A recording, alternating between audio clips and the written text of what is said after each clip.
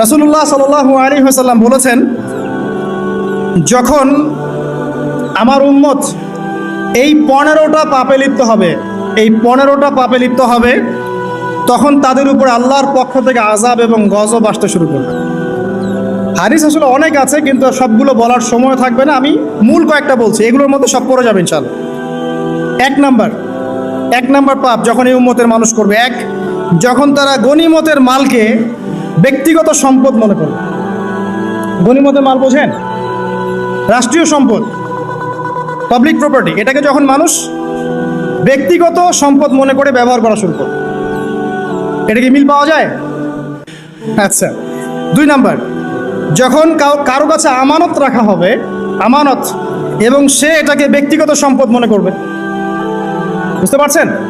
আমানত রেখেছে, এটা খেয়ানত না করাটাই কর্তব্য, কিন্তু এটাকে যখন ব্যক্তিগত সম্পদের মতো মানুষ ইউজ করবে, শেষ করে ফেলবে, নষ্ট করে ফেলবে, তখন আল্লাহর আযাব আসবে। 3, যখন মানুষ যাকাত আদায় করাটাকে জরিমানা মনে করবে, যাকাত দিতে চাইবে না, যাকাতটাকে জরিমানা মনে করবে। কি সমস্যা, কি বার্ডেন, যাকাত আবার দেওয়া লাগে কেন? আমরা তো ট্যাক্স দেই। যাকাতকে মানুষ জরিমানা মনে করবে। 4 নাম্বার, যখন স্বামী, সমাজের স্বামী যারা আছে, এরা স্ত্রীদের আঁচল ধরে থাকবে। বুঝতে পারছেন? স্বামী স্ত্রীর আঁচল ধরে থাকবে, মানে স্ত্রীর অনুগত, স্ত্রী যা বলবে তাই। আচ্ছা, গায়রত নাই, মানে স্বামী পুরুষত্বের গায়রত নাই। 5 নাম্বার, যখন সন্তান মায়ের অবাধ্য হয়ে স্ত্রীর খেদমত করা শুরু করবে। যখন সন্তান মাকে দেখবে না, স্ত্রীকে দেখবে। পাচ্ছেন মিল সমাজে? আচ্ছা। 6 নাম্বার, যখন বাবার পরিবর্তে, বাবার পরিবর্তে মানুষ বন্ধুদেরকে সম্মান করা শুরু করবে। বাবাকে সম্মান করবে না, ফ্রেন্ড সার্কেলকে সম্মান করবে। সুবহানাল্লাহ। এরপরে আসেন 7, যখন, আমার কথা রাগ করেন না, এটা হাদিসে আছে, যখন সমাজের নিকৃষ্ট মানুষদেরকে নেতৃত্ব দেওয়া হবে। এটা হাদিসে আছে। সমাজের নিকৃষ্ট মানুষকে যখন নেতৃত্বের আসনে বসাবে মানুষ, তখন সমাজে আল্লাহর গজব আসবে। হাদিস তিরমিজি 2211 নম্বর।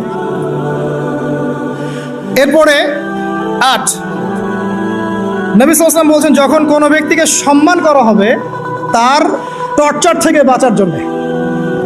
যখন কোনো মানুষের সম্মান করা হবে তার শাস্তি থেকে বাঁচার জন্য, মানে মানুষ মন থেকে সম্মান আসছে না, ভয়ে আপনি সম্মান করছেন। এই অবস্থা যখন আসবে, তখন আল্লাহর আযাব আসবে। তারপরে 9, যখন মসজিদের মধ্যে, দেখবেন অনেক মসজিদ আছে বাংলাদেশে, মসজিদের মধ্যে হট্টগোল বেড়ে যাবে। মসজিদের মধ্যে হট্টগোল বেড়ে যাবে, আর মসজিদগুলো হবে চাকচিক্যময়, হেদায়েত উঠে যাবে। মসজিদ হবে চকচকা, তাজমহলের মতো এক একটা, কিন্তু হেদায়েত উঠে যাবে, মসজিদে হট্টগোল বেড়ে যাবে। 11, যখন পুরুষেরা রেশমি কাপড় পরবে, পুরুষেরা সিল্কের রেশমি কাপড় পরবে। পুরুষের জন্য স্বর্ণ আর রেশমি কাপড় পরা হারাম। এখন পুরুষের অনেকে স্বর্ণ পরে, রেশমি কাপড়ও পরে, এটা মহিলাদের জন্য জায়েজ। এরপরে 12, যখন প্রকাশ্যে মদ্যপান করা হবে, আর মদ্যপানের মধ্যে ভাই সিগারেটও পড়ে, আপনার গাঁজা, ইয়াবা সবই পড়ে। এবং লাস্টের 2টা হচ্ছে 13, যখন বাদ্যযন্ত্রের সংখ্যা বেড়ে যাবে, বাদ্যযন্ত্রের চর্চা বেড়ে যাবে। এবং সর্বশেষ, যখন গায়িকাদেরকে সম্মান করা হবে, এবং উম্মতের শেষের দিকের লোকেরা, মানে আমরা উম্মতের প্রথম দিকের লোকদেরকে গালিগালাজ করব। বুঝতে পারলেন? যখন মাদকদ্রব্য প্রকাশ্যে পান করা হবে, যখন আপনার রেশমি কাপড় পুরুষেরা পরবে, যখন বাদ্যযন্ত্র তৈরি করা হবে, চর্চা করা হবে, এবং গায়িকাদেরকে সম্মান করা হবে, এবং যখন এই উম্মতের শেষের মানুষেরা উম্মতের প্রথম দিকের মানুষদেরকে গালিগালাজ করবে। সাহাবীরা কি জানতো? আয়েশা রাদিয়াল্লাহু আনহার চরিত্র অমুক ছিল, এই ছিল, সেই ছিল, ইত্যাদি। নাউযুবিল্লাহ। এই কথাগুলো এখন আসে না। এই হাদিসে যে 15টা পয়েন্ট আছে, আমি বেশি হাদিস আনি নাই, আমি নিজে পড়েছি সবগুলোই, কিন্তু আনিনি বেশি হাদিস, এতগুলো বলার সময় নাই। এই একটা হাদিস কি যথেষ্ট না?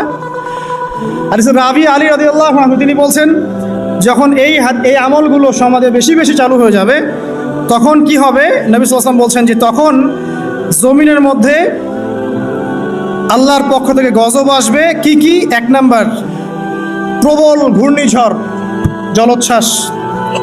2, আগুনও বর্ষণ হতে পারে, হাদিসে আসছে। 3, ভূমিকম্প হবে বেশি বেশি। 4, মানুষের আকৃতি পরিবর্তন হয়ে যাবে, মানুষের আকৃতি পরিবর্তন হয়ে যাবে। এই হাদিসটা আমি আপনাদের জন্য এনেছিলাম।